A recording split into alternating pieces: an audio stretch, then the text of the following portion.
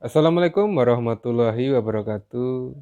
Jumpa lagi dengan kelompok 4. Pada kesempatan yang baik ini kami dari kelompok 4 akan mencoba untuk menjelaskan tentang gangguan psikiatri. Untuk selanjutnya mari kita lanjutkan. Gangguan fungsi psikologis yang cukup berat untuk membutuhkan penanganan. Salah satu kesulitan utama dalam mempelajari atau menangani gangguan psikiatri adalah gangguan tersebut sulit diagnosis.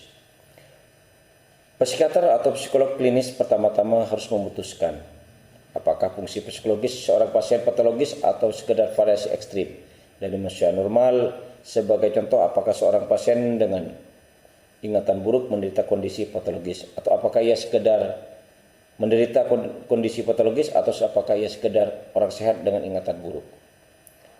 Apabila seorang pasien dinilai menderita gangguan psikiatrik, maka gangguan tertentu harus diagnosis. Oleh karena itu, kita belum dapat bertipifikasi patologi otak yang berkaitan dengan berbagai macam gangguan. Diagnosis mereka biasanya sepertinya terletak pada profil gejala pasien yang bersangkutan. Saat ini, diagnosis dipedomi DSM-5.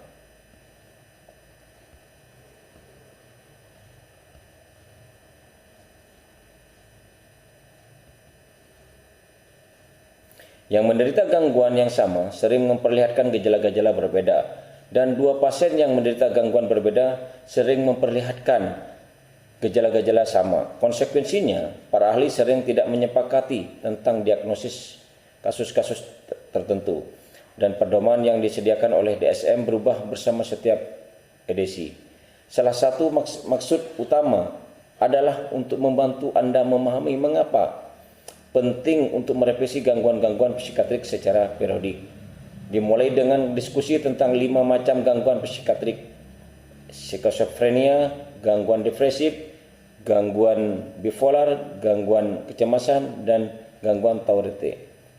Gangguan kecemasan dan gangguan Tourette diakhiri dengan diskusi tentang bagaimana obat-obatan psikoterapeutik baru dikembangkan dan diuji.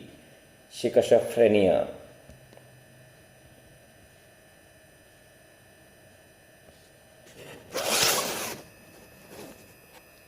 Apa yang dimaksud dengan skizofrenia? Mendeskripsikan gejala-gejala positif dan negatif skizofrenia dan memberikan contoh-contoh spesifik untuk masing-masing gejala. Kesulitan utama dalam mempelajari dan menangani beragam gejala-gejalanya, banyak yang sering tumpang tindih dengan gejala-gejala gangguan psikiatrik lainnya, dan sering berubah selama perjalanan gangguan tersebut. Selain itu, bermacam gangguan neurologis, misalnya epilepsi parsial kompleks, memiliki gejala-gejala mungkin mengisyaratkan diagnosis skizofrenia. Oleh karena itu, definisi skizofrenia saat ini tumbang tindih dengan definisi beberapa gangguan yang berbeda. DSM lebih suka menggunakan label schizophrenia spectrum disorders, gangguan spektrum skizofrenia, untuk menyebut skizofrenia dan gangguan-gangguan terkait lainnya. Faktor-faktor penyebab skizofrenia. Mendeskripsikan faktor-faktor penyebab telah terimplikasi dalam perkembangan skizofrenia.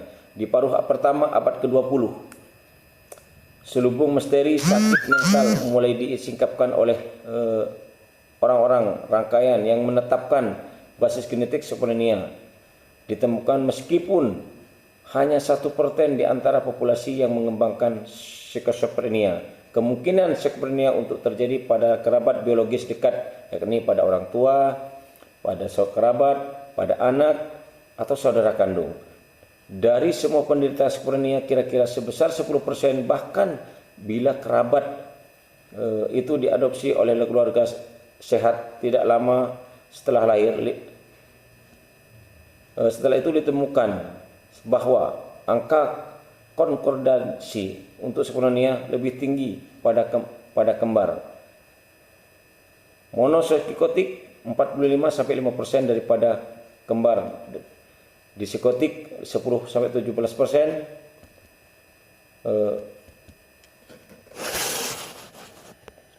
orang tua biologis tetapi tidak boleh adanya gangguan itu pada orang tua, adoptil.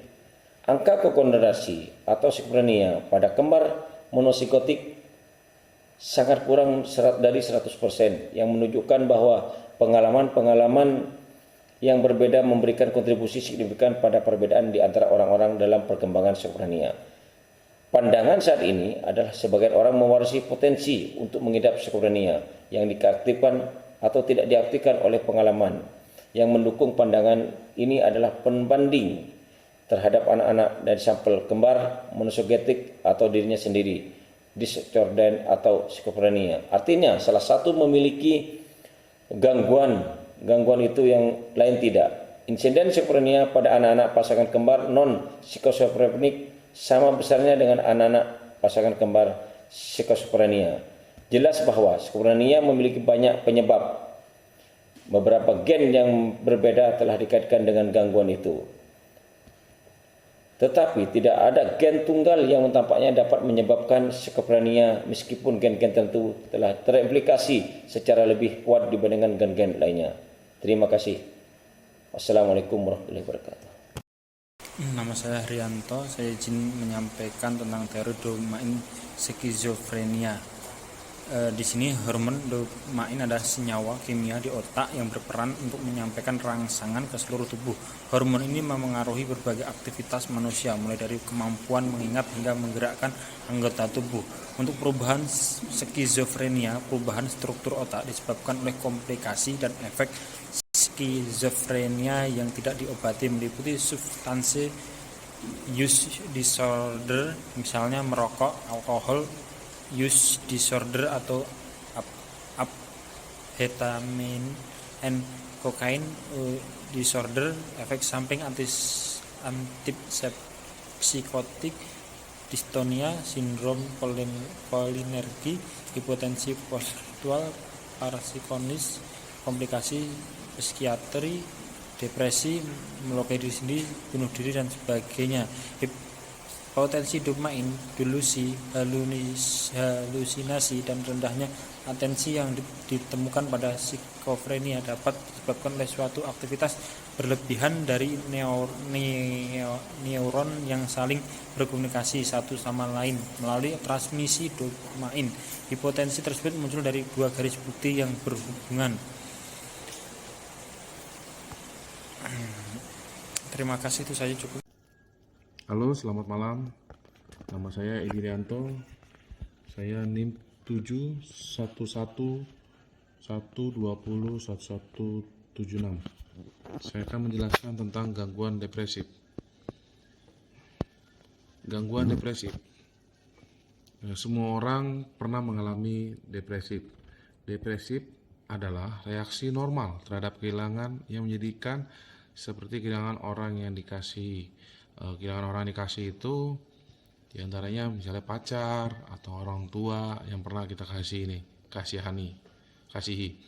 Kehilangan self-esteem atau kehilangan kesehatan. Akan tetapi ada orang-orang yang kecenderungan ke arah depresi tidak profesional dengan peristiwa aktual dalam kehidupannya. Kasus ini sebenarnya akan menjadi fokus modul. Mendefinisikan gangguan depresi.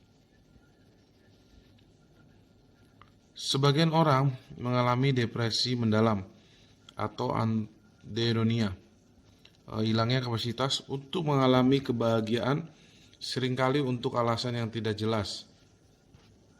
Depresi yang mereka derita dapat begitu ekstrim sehingga nyaris mustahil bagi mereka untuk memenuhi berbagai kebutuhan esensial dalam kehidupan sehari-hari. Untuk mempertahankan pekerjaan, untuk mempertahankan kontak sosial, untuk makan, atau bahkan untuk mempertahankan tingkat egin pribadi yang wajar. Faktor-faktor penyebab dalam gangguan depresi mayor. Faktor genetik memberikan kontribusi pada perbedaan di antaranya orang-orang dalam perkembangan gangguan depresi mayor. Sebagai contoh, studi pasangan kembar tentang gangguan depresif. Mayer menunjukkan estimasi heritabilitas sebesar 3-40%. Lihat Flick dan Kedler itu pada tahun 2014 dan Binder pada tahun 2013. Genome Squid Studies terhadap individu-individu dengan gangguan depresi mayor, recurrent atau berulang-ulang. Baru-baru ini mengidentifikasi dua loci dan pada kromosom 10 sebagai kontribusi risiko untuk depresi. Kebanyakan penelitian tentang peran kasual, pengalaman, dan gangguan depresif mayor memfokuskan pada peran stres dalam etimologi depresi. Bahkan depresi sering dideskripsikan sebagai gangguan stres menurut Ballet 2005 dan Netzler tahun 2022. Beberapa studi telah menunjukkan ke arah mekanisme epigenetik itu pada bab 2 sebagai mediator kunci aset depresi pada individu rentan. Itu menurut Hitler tahun 2014. Ada dua tipe gangguan depresi mayor yang penyebabnya lebih jelas karena waktu episodenya. Yang pertama adalah seasonal affective disorder SAD, gangguan afektif musiman, di mana periode depresi atau letargi kelesuan biasanya terjadi setiap musim tertentu, biasanya selama bulan-bulan musim dingin. Obatnya adalah antidepresan. Mengklasifikasikan penelitian awal yang mereka menemukan obat antidepresan dan menyebutkan masing-masing golongan utama obat antidepresan dan memberikan salah satu contoh masing-masing golongan, yaitu inhibitor monoamine oksidase. Obat antidepresan pertama hasilnya dikembangkan untuk menangani tuberkulosis, di mana obat itu terbukti gagal total. Akan tetapi minat pada potensi antidepresan obat ini sulit diobservasi bahwa obat ini membuat banyak pasien tuberkulosis tidak terlalu depresif tentang penyakitnya. Selanjutnya antidepresan trisiklik. Antidepresan trisiklik namanya seperti itu karena aksi depresan dan karena struktur kimia mereka mencangkup 3 cincin atom atau impi prime. Antidepresan trisiklik pertama pada awalnya juga sebagai obat antipsikotik, akan tetapi ketika efek-efeknya pada sampel campuran pasien psikiater diagnosis obat ini tidak memiliki efek terhadap skizofrenia, tetapi tampaknya membantu sebagai pasien depresi. Selektif serotonin atau Reutech inhibitor. Pada tahun 1980, golongan obat baru selektif serotonin Reutech atau inhibitor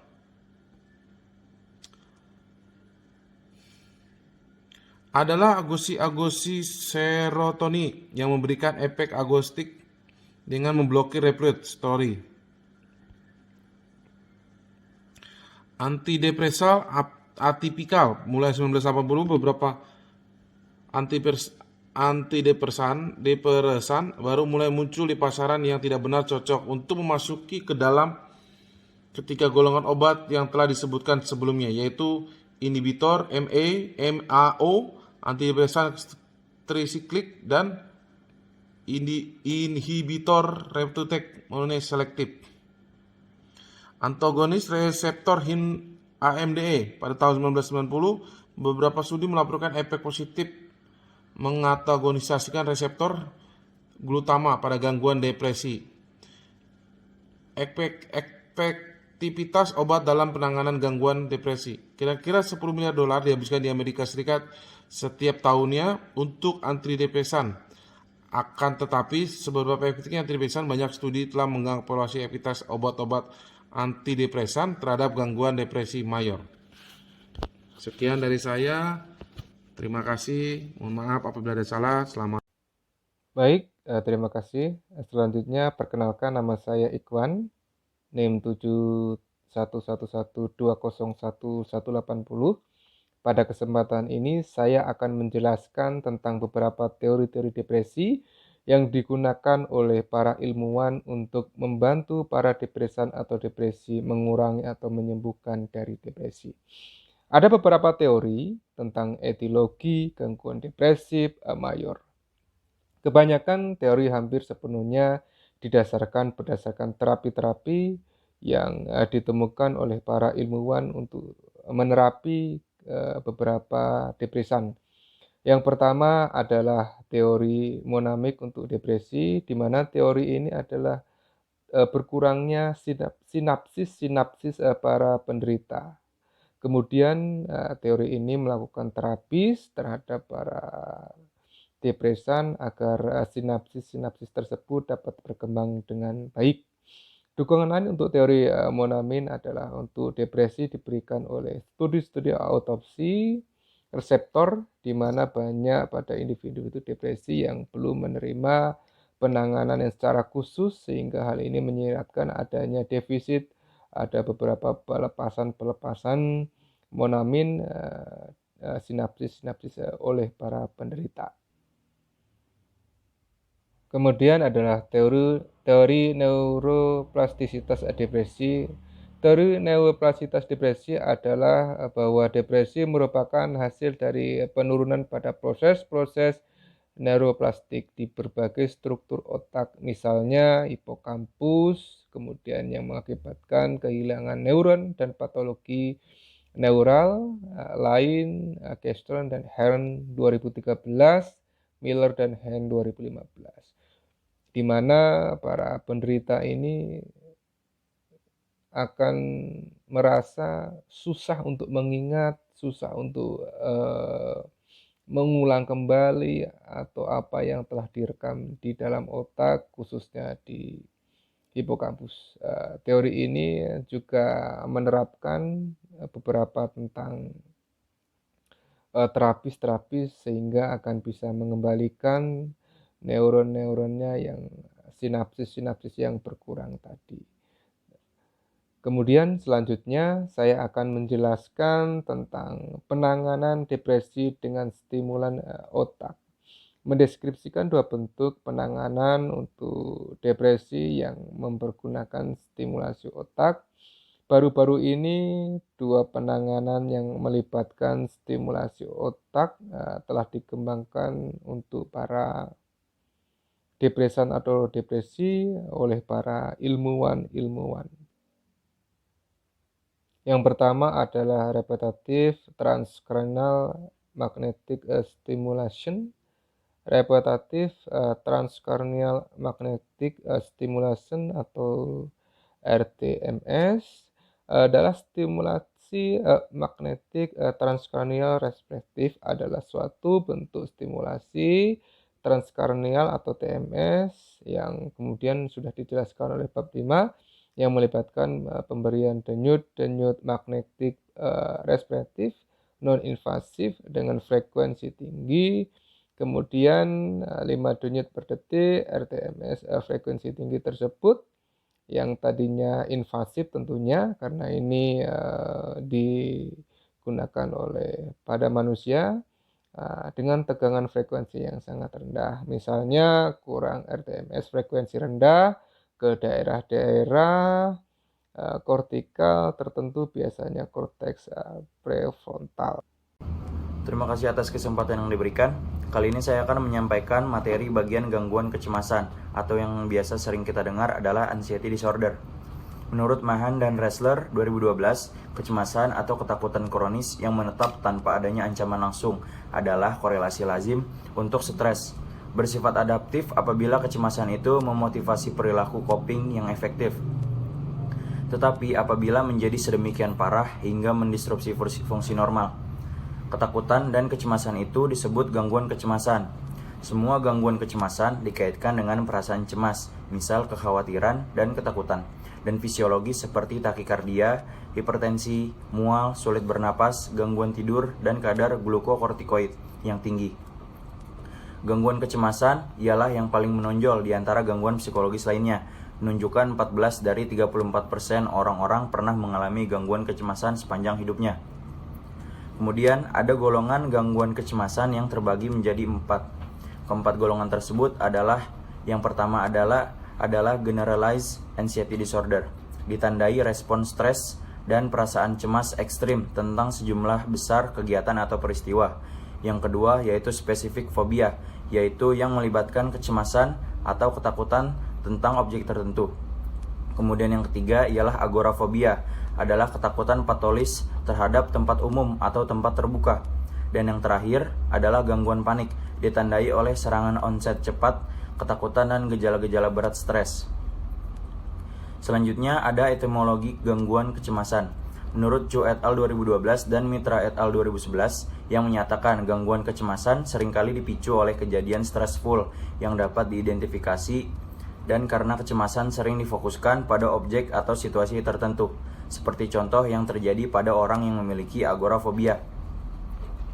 Berikutnya adalah penanganan farmakologis untuk gangguan kecemasan. Menurut Bandelow et al. 2012 dan Ravindran Einstein 2010, terdapat 3 kategori obat-obatan yang lazim digunakan dalam pengobatan pasien yang mengidap gangguan kecemasan.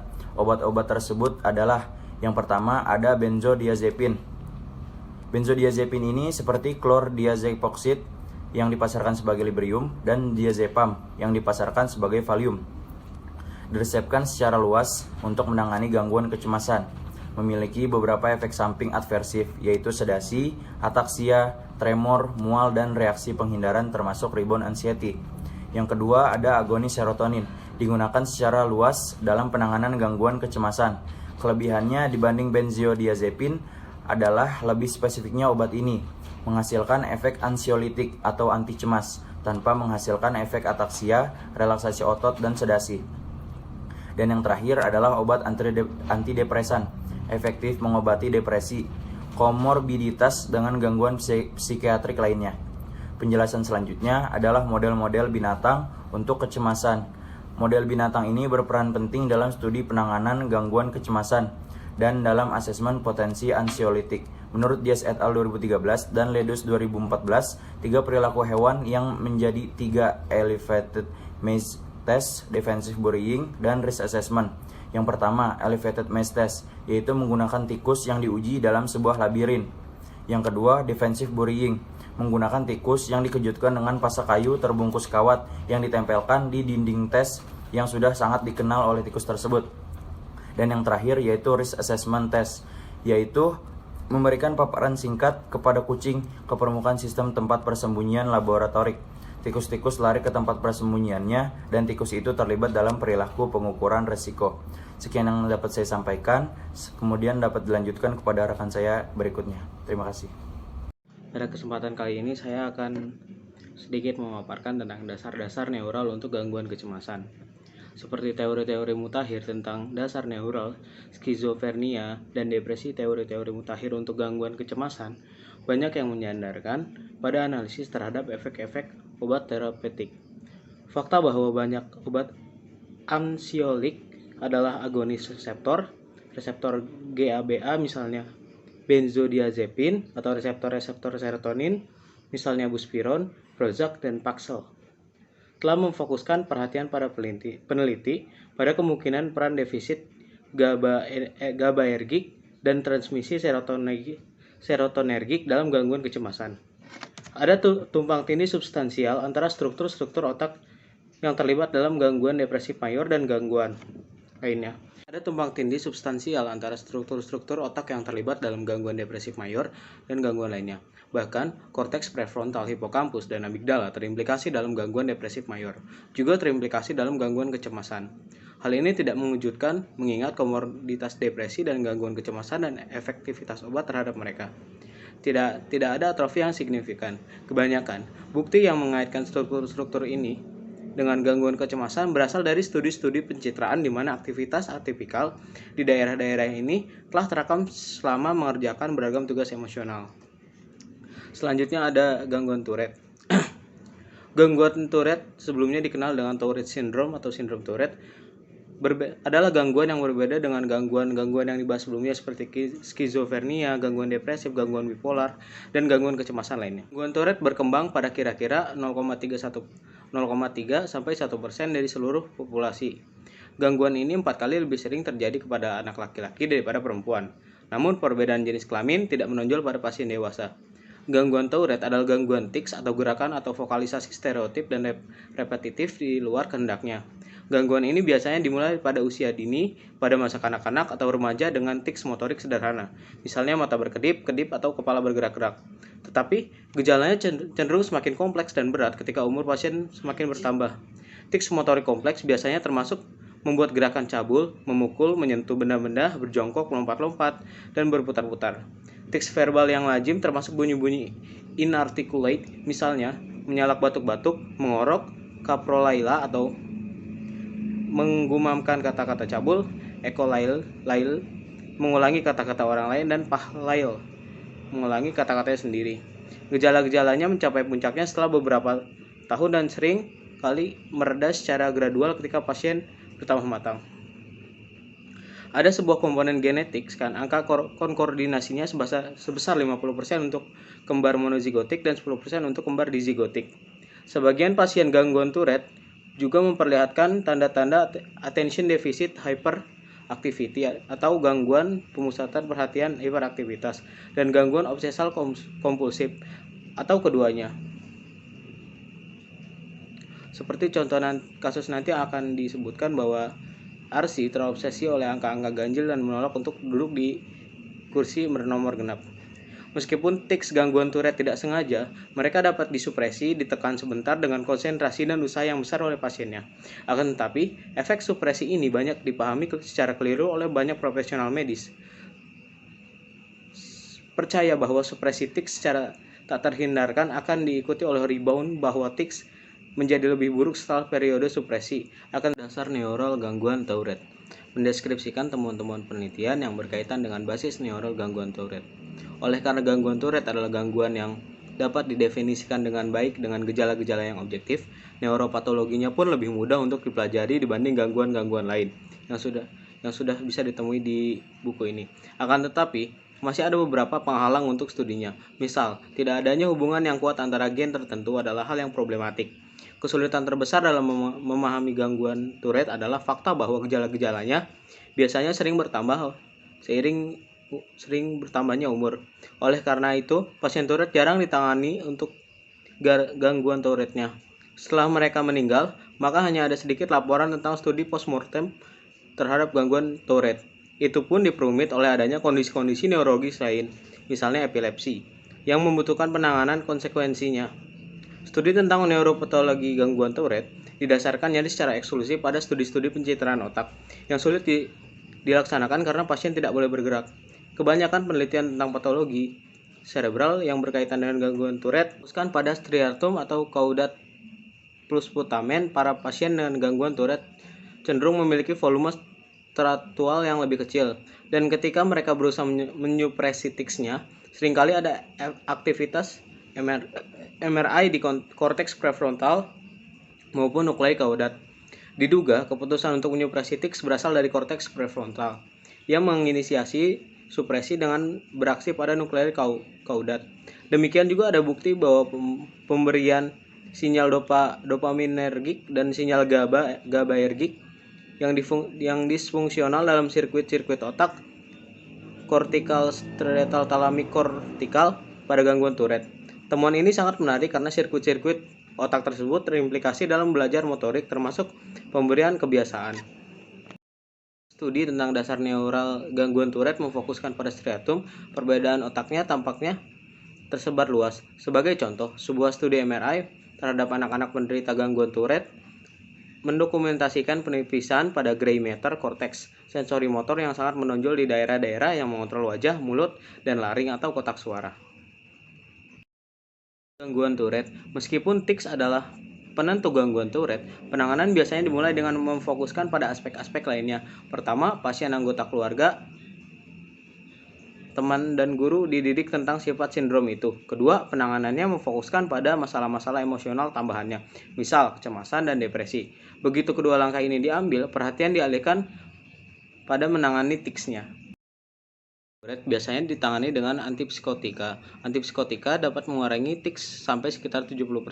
Tetapi pasien atau pengasuh mereka sering menolak obat itu karena efek sampingnya, misal berat badan naik, kelelahan, mulut kering. Keberhasilan antipsikotika dalam memblokir tics Tourette konsisten dengan hipotesis bahwa gangguan ini berkaitan dengan perubahan dalam sirkuit kortikal striatal thalamic kortikal. Karena sirkuitnya itu sangat menyadarkan diri pada sinyal dopaminergik. PH adalah seorang ilmuwan yang memberikan konsultasi kepada pasien Tourette dan keluarganya. Ia juga menderita gangguan Tourette yang memberinya perspektif yang sangat berguna. Perkenalkan, nama saya adalah Aris Haikal, NIM 711201196. saya akan menjelaskan tentang percobaan-percobaan klinis pengembangan obat-obatan psikoterapeutik baru. Hampir 50 tahun setelah revolusi di bidang biologi molekuler, dimulai tidak ada satu bentuk terapi gen pun yang saat ini digunakan secara luas. Alasannya adalah perjalanan obat atau penanganan medis lain mulai dari penelitian dasar yang menjanjikan sebagai kenyataan yang berguna itu sangat kompleks, memakan waktu dan mahal. Selama tahun-tahun awal, perkembangan obat-obatan psikoterapeutik banyak merupakan proses coba-coba obat baru diujikan pada populasi pasien dengan sedikit justifikasi dan dengan cepat dipasarkan kepada publik yang sama sekali tidak curiga. Seringkali sebelum ditemukan bahwa obat ini tidak efektif untuk maksud aslinya. Sekarang pengujian obat-obat eksperimental pada setiap manusia dan pelepasannya di pasaran diatur secara ketat oleh badan-badan pemerintah.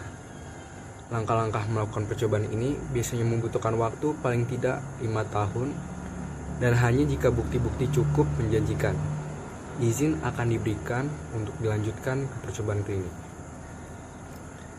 Clinical trials atau percobaan klinis adalah studi yang dilaksanakan pada relawan manusia untuk mengakses efikasi terapeutik obat atau penanganan lain yang belum diuji. Percobaan klinis mempunyai 3 fase. Yang pertama adalah fase 1 atau screening for safety. Maksud fase pertama ini adalah untuk menetapkan apakah obat ini aman atau tidak, bila mana akan ditetapkan beberapa banyak obat yang ditolerir. Fase 1 percobaan klinis selalu dimulai dengan cara suntikan yang sangat kecil yang secara gradual dinaikkan selama pengujian berjalan. Reaksi subjek dipantau dengan cermat dan bila terobservasi adanya reaksi adversif yang kuat, fase pertama akan disudahi. Fase kedua itu fase stabilizing the testing protocol. Fase kedua ini ditetapkan untuk menetapkan protokol atau kondisi syarat bagaimana pengujian akhir kemungkinan besar akan memberikan hasil yang jelas. Sebagai contoh, di fase 2, peneliti berharap untuk menemukan dosis mana yang kemungkinan besar akan efektif secara terapeutik. Seberapa sering obat ini diadministrasikan, berapa lama waktu yang dibutuhkan untuk mengatur administrasikannya agar mendapatkan efek terapeutik. Manfaatnya dan apa yang kemungkinan terjadi, dan mana yang kemungkinan akan tertolong. Yang ketiga atau fase terakhir ini namanya final testing. Rancangan untuk fase ketiga didasarkan pada hasil fase 2 sehingga pengujian akhirnya kemungkinan besar akan mendemonstrasikan efek terapeutik. Pasti bilang memang enggak. Tes yang sukses adalah tes yang efek-efeknya secara substansial lebih besar dibanding efek adversifnya. Kemudian ada 5 aspek kontroversial dalam percobaan klinis. Pertama adalah persyaratan desain double blind dan kontrol placebo. Yang kedua adalah kebutuhan akan placebo aktif. Yang ketiga adalah lamanya waktu yang dibutuhkan. Yang keempat adalah isu-isu finansial. Yang kelima adalah target psikofarmakologi. Kemudian efektivitas percobaan klinis. Jelas bahwa proses percobaan klinis jauh dari sempurna. Sebagai contoh, kekhawatiran tentang etika studi kontrol placebo double blind yang dirandomisasi seringkali memang dapat digerakkan. Selain itu, kebanyakan orang yang duduk di profesi medis dan riset menerima bahwa studi tersebut adalah pengujian kritis yang esensial untuk semua terapi baru. Sekian dari saya, terima kasih.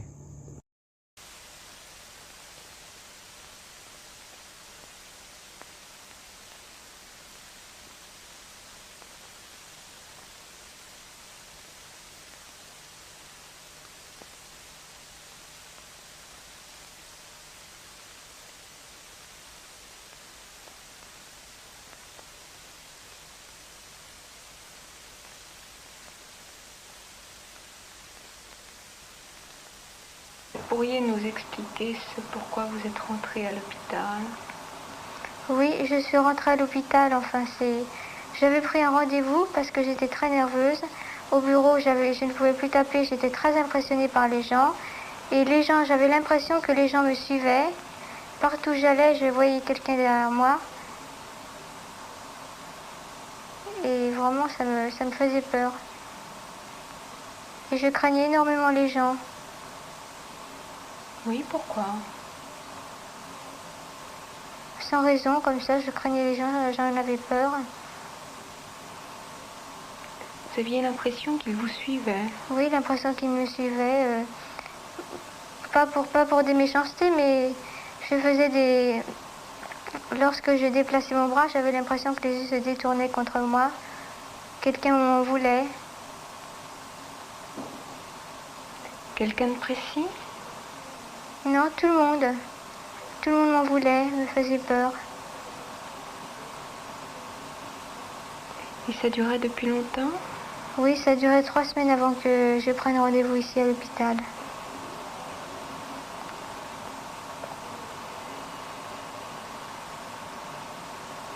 Il y a d'autres choses qui vous gênaient? Oui, je ne pouvais plus manier mes doigts, remuer mes doigts, et puis j'étais comme blindée, comme figée sur place. C'est-à-dire? Eh bien, quand je me détournais d'un seul bloc. Impossible de coordonner mes gestes et mes mouvements ensemble.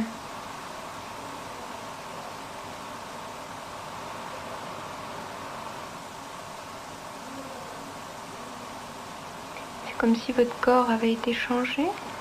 Oui, j'avais l'impression d'un dédoublement de moi. J'étais très mal dans ma peau et j'avais l'impression de me dédoubler vraiment. Quand j'allais au travail, je me dédoublais.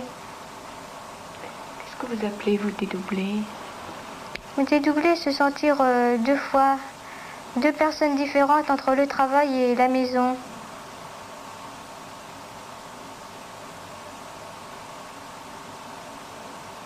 Vous pourriez préciser un petit peu? Oui. Au travail, je craignais énormément ma chef, qui était très gentille pourtant, mais je la craignais. Je l'ai toujours craint depuis le début, pourtant elle m'expliquait qu'elle était très gentille avec moi. Par contre, j'avais une autre personne qui m'a beaucoup soutenue.